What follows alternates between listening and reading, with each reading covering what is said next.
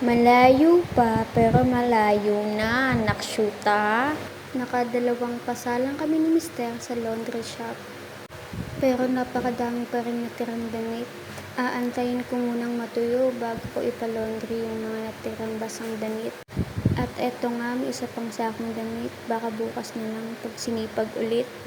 Akala ko tapos na kanina, pero mas madaming kalat yung bumungad sa amin. Pero in fairness, ang dami na namin nalinis para hindi dumaan sa baha o naksyuta. Wala pa nga sa kalahati yung tuyo ng kutsyon, buti na lang may wedding gift na binigay sa amin yung tita ninang namin. Kaya naman, pansamantagal, yun muna yung gagamitin namin.